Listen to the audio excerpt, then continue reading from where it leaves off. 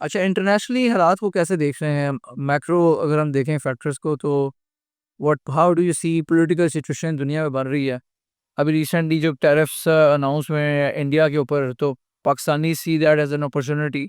आप इसे कैसे देखते हैं? 99% लोगों को इससे कोई फ़र्क नहीं पड़ेगा in the long term stocks में इन्वेस्ट करते हुए कि ट्रम्प आज इंडिया के साथ क्या करे।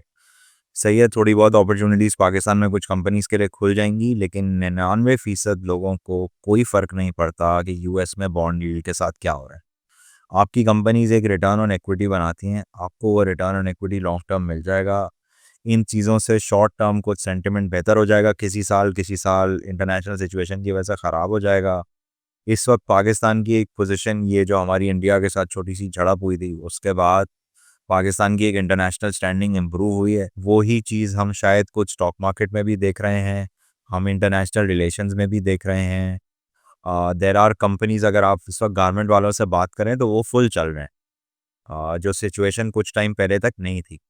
तो गारमेंट वाले फुल चल रहे हैं, कुछ और रेगुलेटरी चेंजेस हुए हैं उसके बाद स्पिनिंग वाले भी ठीक कर रहे हैं। कुछ और कंपनीज़ हैं जो दूसरे प्रोडक्ट्स बना रही हैं, लिस्टेड कंपनीज़ में भी हैं जिनकी एक्सपोर्ट्स बढ़ गई हैं और बहुत सारे लोगों ने एक्सपोर्ट पे काम किया है। तो देखिए, यूएस मार्केट में जो लोग चीज़ें बेचते हैं उनको कुछ फ़ायदा तो होगा और उनको कुछ गैप तो मिलेगा।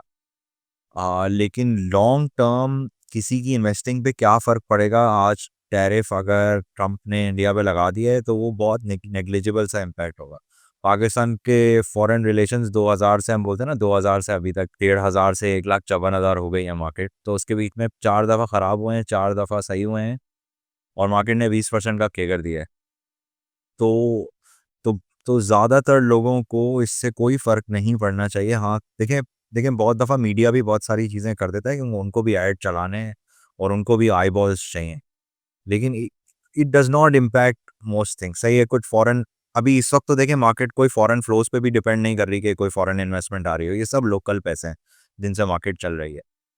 तो कोई फॉरेन फ्लो भी अभी नहीं आ रहे हैं, वो आगे जाके आ सकते हैं अगर हालात बेहतर हो, but that should not be the core base case के फॉरेन इनफ्लो आ जाएगा। को अच्छी क्वालिटी की कंपनीज में सोच के इन्वेस्ट करना चाहिए। स्पेसिफिक देखें, एक तो तरीका ये है कि आपने किसी म्यूचुअल फंड को दे दिया, वहाँ पे कोई फंड मैनेजर होगा जो कोई फ्रेमवर्क यूज़ करेगा और अच्छी इन्वेस्टिंग करेगा। ज़्यादातर आप म्यूचुअल फंड्स के फंड मैनेजर से मिलेंगे तो they very smart, very hard working people with large teams of research analyst behind them, और सब बहुत मेहनत करें और सब बहुत अच्छा काम करें। कभी कोई साल किसी फंड मैनेजर का अच्छा होगा, कभी कोई साल किसी फंड मैनेजर का बुरा होगा। रिटर्न के दो पार्ट्स हैं, एक बीटा वाला पार्ट है जो मार्केट रिटर्न है। देखिए, मार्केट रिटर्न ना जीरो सम गेम नहीं है, मार्केट रिटर्न सबको मिल सकता है। अगर आप मार्केट से कुछ अलग करने के लिए जाते हैं तो फिर आप वो अल्फा वाले पार्ट में आते हैं। अल्फा वाले पार्ट में अगर आपने 10 रुपए एक्स्ट्रा बना लिए तो किसी और ने 10 रुपए कम बनाए। अगर फंड मैनेजर्स आउट परफॉर्म करने की कोशिश करेंगे तो कुछ साल ऐसे भी जाएंगे जिसमें कोई फंड मैनेजर बुरा परफॉर्म कर ले। ऐसा हो सकता है कोई सेकंड, थर्ड, फोर्थ क्वार्टाइल में आ जाए किसी साल में, but it doesn't matter long term. अगर आप एक अच्छे ब्रांड के साथ हैं तो long term performance will be all right. आप मार्केट के आसपास होंगे, शायद थोड़ा ऊपर ही होंगे। कुछ फंड मैनेजर्स आपको बहुत अच्छे भी मिल जाएंगे, बस आप पिछले 4-5 साल की परफॉर्मेंस देख के, उस स्पेसिफिक फंड मैनेजर का और उस टीम का ट्रैक रिकॉर्ड देख के और वो क्या फ्रेमवर्क यूज़ करते हैं वो देख के और आप इन्वेस्ट कर सकते हैं। अगर आप खुद करते हैं तो फिर there is a lot of stuff that you can look at. Uh, मुझे एक, हमने लास्ट टाइम पता नहीं डिस्कस किया था या नहीं किया था, एक मोनीश पबराई का फ्रेमवर्क है, धंधो इन्वेस्टर एक किताब है, और उसमें एक फ्रेमवर्क मेंशन हुआ हुआ है कि स्टॉक ऐसा होना चाहिए कि heads you win and tails you don't lose much. अब मैं, if you watch Mohnish's new videos, because this is an old book, तो अगर आप नई वीडियोस देखेंगे तो ही ऑल्सो सेज कि अब मैं जो है ना वो अच्छी क्वालिटी की company at a reasonable price लेने की कोशिश करता हूँ। And he bar bar gives the example of Ferrari के, कंपनी खरीदी, स्पिन ऑफ हो गए, फरारी के शेयर मिल गए, बहुत हाई क्वालिटी की कंपनी थी, महंगा हो गया तो बेच दिए, और अब जो है वो वहाँ से बहुत ज़्यादा वैल्यू बढ़ गई, मल्टीपल टाइम्स बढ़ गई। तो तो देखें, एक तो ये फ्रेमवर्क बहुत अच्छा लगता है कि जब आप कोई स्टॉक सेलेक्ट करें तो उसमें डाउनसाइड बहुत कम होनी चाहिए, आपकी डाउनसाइड प्रोटेक्टेड होनी चाहिए। It should be heads you win, tails you don't lose much. अब चाहे वो बुक से बहुत नीचे मिलने की वजह से हो, करंट अर्निंग्स पे मल्टीपल सस्ता हो, और सामने कोई ट्रिगर हो के भाई अगर वो ट्रिगर हो गया तो स्टॉक बहुत ज़्यादा बढ़ जाएगा। तो आप एक पोर्टफोलियो के अंदर कुछ एलोकेशन इस तरीके से कर सकते हैं कि heads you win and tails you don't lose much. इसमें ये होगा कि 5 आपने स्टॉक्स देंगे, 2 में आप कंप्लीटली गलत हो जाएंगे, आप नीचे आ जाएंगे, और 3 स्टॉक्स में अगर आप जो सोच रहे हैं वो हो जाए तो वो मल्टीपल्स में आपको रिटर्न दे दें। तो एक तरीका ये होता है कि you do a heads you win, tails you don't lose much strategy, even though Monish now has kind of moved away from this and is trying to buy better quality companies. फिर कुछ इंडियन इन्वेस्टर्स के frameworks हैं जो जो बहुत अच्छे हैं। एक बहुत कंप्लीट जो मुझे फ्रेमवर्क लगता है वो there's this Indian brokerage house called Motilal Oswal financial services. उसके एक को ओनर हैं रामदेव अग्रवाल। उनका एक फ्रेमवर्क है QGLP। से QGLP is quality, growth, longevity and price. So these are the four things that they look at in India. और ये फ्रेमवर्क बहुत कंप्लीट लगता है कि क्वालिटी से जनरली मतलब है कि रिटर्न ऑन इक्विटी क्या है, कंपनी की टर्म्स और ट्रेड क्या है, कि कंपनी के अंदर अगर 100 रुपए लगे हुए हैं तो वो उन 100 रुपए पे कितने पैसे कमाती है। ये लॉन्ग टर्म ग्रोथ भी डिटरमिन करता है कि फर्ज करें कि अगर आपका ROE 20% है लेकिन ग्रोथ 40% है, तो वो 40% ग्रोथ करने के लिए आपको 20% पैसे और बाहर से डालने पड़ेंगे। अच्छी कंपनियां जनरली वही होती हैं जिनको बाहर से पैसों की ज़रूरत ना हो। तो अगर आपका हाई ROE है, अगर आप ऑटो कंपनीज के ROEs देखेंगे जब वो जिस वक्त वो पैसे बना रही होती है तो रिटर्न ऑन इक्विटी काफ़ी हाई होते हैं। या अगर आप नेस्ले का ROE देखेंगे तो आपको लगेगा बहुत हाई है, आपको कोलगेट का ROE बहुत हाई लगेगा। और उसकी जगह अगर आप टेक्सटाइल कंपनीज के रिटर्न ऑन इक्विटी देखेंगे पाकिस्तान में स्पिनिंग के, तो आपको बहुत कम लगेंगे। तो इन दोनों में से अगर आपको क्वालिटी पे, तो आपको क्वालिटी में रैंक करना है तो आप हाई ROE कंपनीज को ऊपर करेंगे, लो ROE कंपनीज को नीचे करेंगे। फिर एक और चीज़ होती है जो बहुत सारे बिजनेसेस में होती है कि आप सामान तो कैश पे बेचते हो या एडवांस लेते हो लेकिन पीछे से आपको उधार मिल जाता है। तो आपके जो टर्म्स ऑफ ट्रेड है ना वो बहुत अच्छे हैं, आप दूसरों के पैसों से काम कर लेते हैं। अब जैसे ये हम स्टॉक रिकमेंडेशन नहीं कर रहे, मैं सिर्फ सोच रहा हूँ कि कौन सी चीज़ किस पे अप्लाई करती होती है। जैसे फर्ज करें आप एटलस होंडा को अगर देखें, तो एटलस होंडा अपना जो कस्टमर है, जो डीलरशिप है उससे एडवांस लेता है और अपने सेल्फ सप्लायर से क्रेडिट लेता है। तो और एटलस होंडा के पास हर वक्त इसकी वजह से कैश रखा हुआ होता है कि आपने बाइक तो एडवांस में बेची है और सप्लायर्स आपने कैश ले लिया, तो आपकी बुक में हर वक्त कैश पड़ा था, टर्म्स ऑफ ट्रेड बहुत अच्छी है। तो एटलस होंडा उसकी वजह से एक बहुत ही कम मार्जिन के ऊपर 10 से 15% मार्जिन के ऊपर बाइक बेच पाता है। एक तो आपने साइज बड़ा कर लिया, जब आपने साइज बड़ा कर लिया तो आपकी कॉस्ट वैसे ही कम हो गई। फिर आपने क्या किया कि आपका क्योंकि साइज बड़ा हो गया है और आप की कॉस्ट कम हो गई है, अब आपने दूसरा काम ये किया कि आपने कम मार्जिन पे चीज़ बेचना शुरू की और आपकी टर्म्स ऑफ ट्रेड बहुत अच्छी है। तो आप एक इंटरेस्ट इनकम कमा रहे हो जो आपके पास फ्लोट जमा हो गया कस्टमर को एडवांस में बेचने से और सप्लायर से उधार लेने पे आपके पास एक फ्लोट जमा हो गया, तो आप वो पैसे कमा रहे हो और अभी बहुत छोटा उसके साथ मार्जिन कमा रहे हो। तो कुछ कंपनी की क्वालिटी आप स्ट्रेट बैलेंस शीट और इनकम स्टेटमेंट को मिला के देख सकते हैं कि भाई ये कंपनी की क्वालिटी क्या है, भाई ROE बन रहा है या नहीं बन रहा है और टर्म्स ऑफ ट्रेड कैसा है। ये आ गया क्वालिटी वाला पोर्शन। फिर एक है लॉन्जेविटी। लॉन्जेविटी बेसिकली इसके ये कंपनी कितने लंबे अरसे तक पैसे बना सकेगी। अब देखें अगर कोई रैंडम टेक्सटाइल मिल होगी तो हमें नहीं पता कि वो 5 साल के बाद एग्जिस्ट करेगी या नहीं करेगी। हमने बीच में एक PSX पे बात की थी, मैंने एक नुक्ता पे जाके एक वीडियो भी की थी PSX के ऊपर।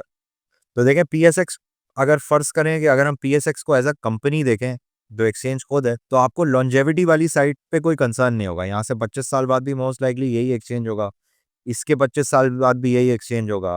और ये देखने का एक अच्छा तरीका ये होता है कि हिस्टोरिकली क्या हुआ है, बस आपको ये सोचना है कि डिस्टर्ब तो नहीं हो जाएगा, क्योंकि कंपनीज 75 साल काम करके भी बंद हो जाती हैं।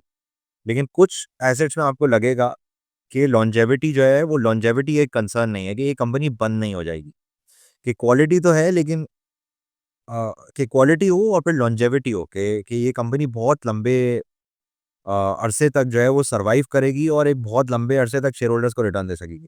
हम जनरली वैल्यूएशन में क्या कर रहे होते हैं कि हम डिस्काउंट बैक कर रहे होते हैं सारे कैश फ्लोस को। तो जितनी ज़्यादा लॉन्जेविटी होगी आप उतने लंबे अरसे से डिस्काउंट बैक कर सकते हो। जिन कंपनीज में लॉन्जेविटी होती है वहाँ पे आप नोटिस करेंगे कि प्राइस अर्निंग्स रेशो भी ऊपर होता है।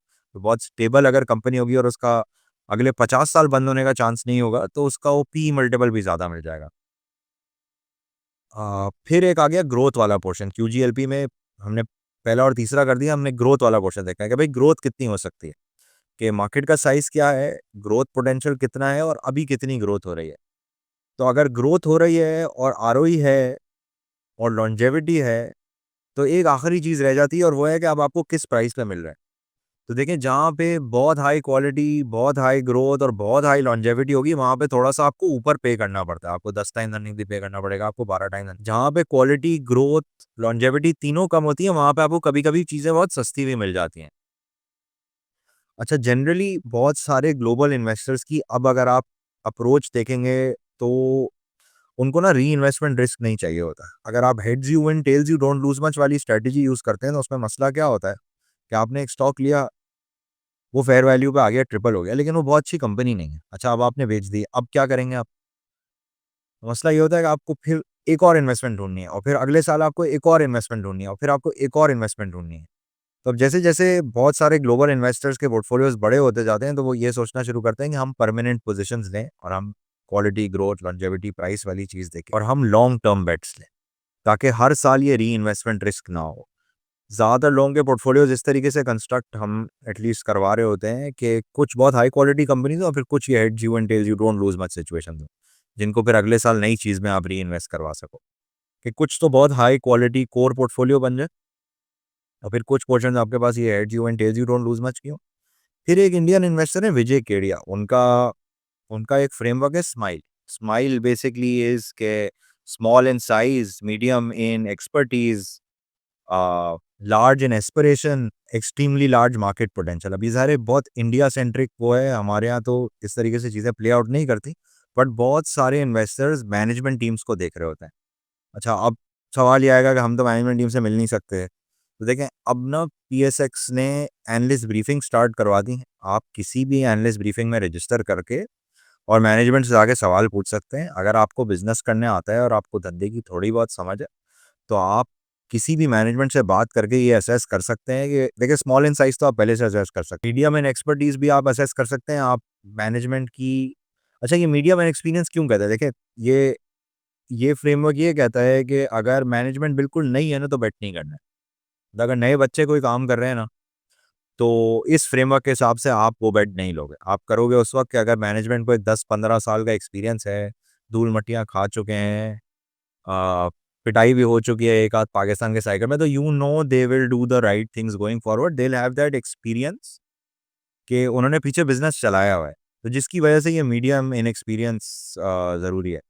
फिर ज़ाहिर है ये वेरी लार्ज मार्केट पोटेंशियल, कि भाई मार्केट पोटेंशियल भी हो और फिर मैनेजमेंट भी एस्पायर करती हो कि वो कंपनी को बड़ा करना है। तो एक ये फ्रेमवर्क है। थैंक यू वेरी मच, आपने बड़ी डिटेल में फ्रेमवर्क्स को एक्सप्लेन किया है। सो व्यूअर्स, ये थे यूसुफ। अगर अभी तक आपने हमें चैनल को सब्सक्राइब नहीं किया तो सब्सक्राइब कर लें। वीडियो अगर पसंद आई तो लाइक करें। अपने कमेंट से, अपनी फीडबैक से ज़रूर आगाह करते रहें, क्योंकि जैसे यूसुफ ने कहा, हमें सबको मिल के इस सफ़र को जारी रखना है, लर्निंग का, अवेयरनेस का।